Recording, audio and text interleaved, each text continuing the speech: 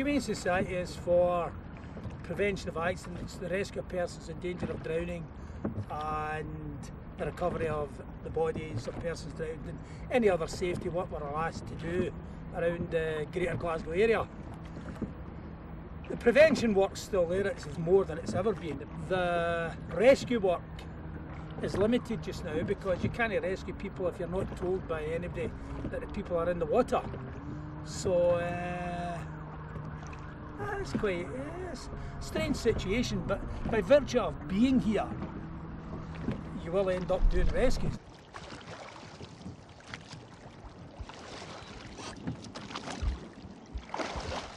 Some families got on well. I got on awful well with my dad. It was a good, normal relationship, father and son. But for by that, he was the boss, he was the gaffer. And then as I got older, I'd go out and rescues and things with him. And sometimes my life might have depended on his ability to row or his ability to do something. And you just knew what he was going to do, and you were with him. It was a total partnership. Absolutely very, very, very good work together. Wonderful work together. Oh yeah.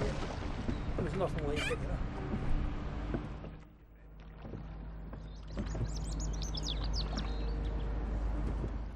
If I get somebody out of the water, I'll get the ambulance men to walk them to the ambulance because it keeps the brain working. They're freezing cold. Some of them are drugged up, drunk. Keep them walking, shout at them, make them talk to you, keep them talking all the time. What's your name? What's your name? Who are you? What's your dad's name? You know, you got a family, come on, tell us. You shout at them, 1, 2, 1, 2.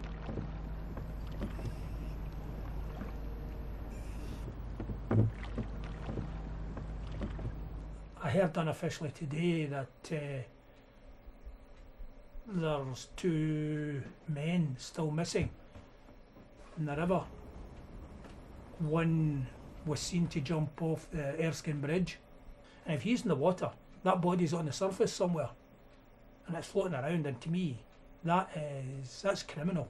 That is just disgusting if there's not people out searching every day for that. Now maybe I'm doing an injustice here. Maybe there are people out there looking for them. I don't think so, because if I were looking right, I'd have found them by now.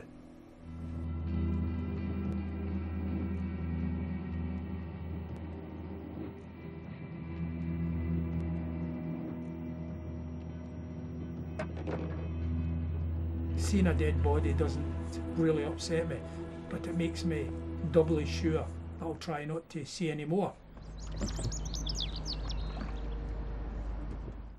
Besides rescue and recovery, we do a lot of prevention work. This is where I'm learning a lot from George.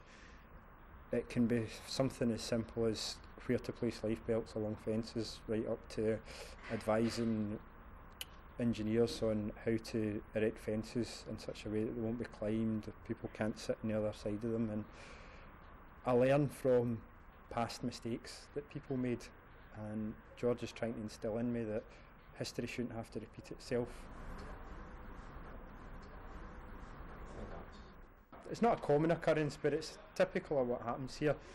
You're outside working and someone comes through the park having had a few drinks with a pal.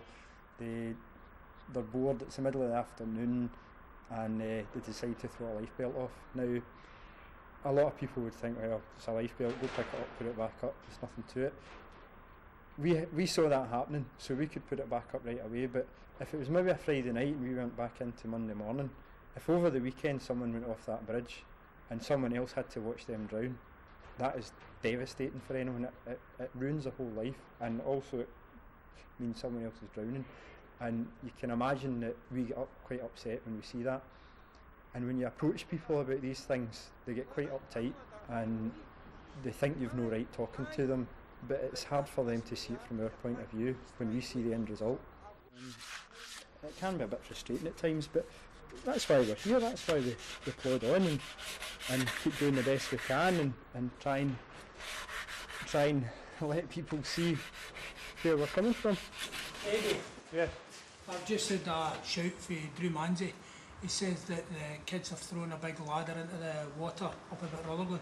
Any chance you knock them up and get it for us? Right away. I first met Eddie at the Maryhill Police Open Day His father was a superintendent in Strathclyde Police, and Eddie came along and we met, and he liked the idea of coming down around the boats. And Eddie's a bit of an action man. He came around here for about 7 years, and during that time we did some crazy things together. Yeah, I think he's going to be excellent. Well, he is excellent, yeah.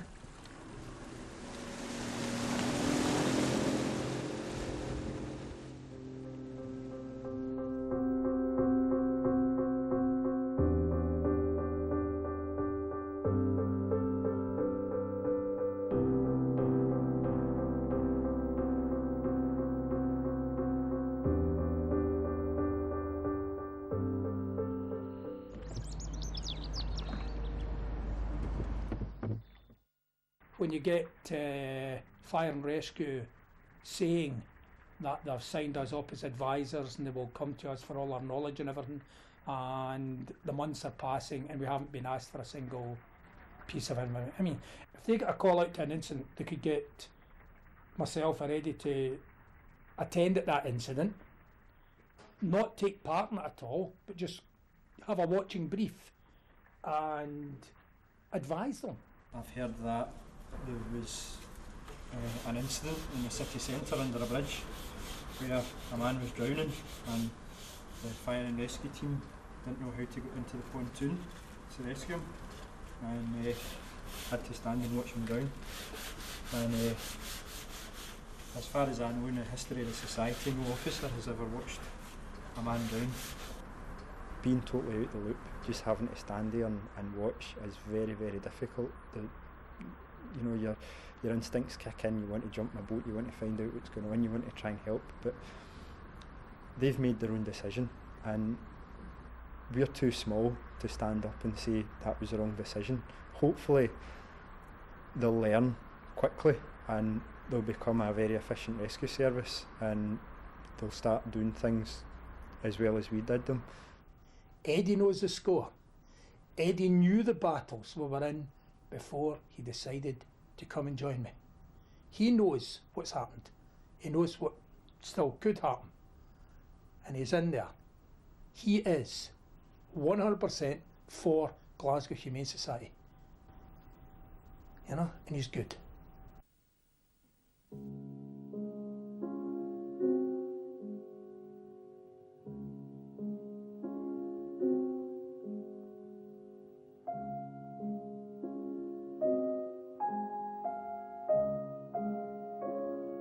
We sit back, we stay prepared, we'll never put the lifeboats away, we'll never not be ready.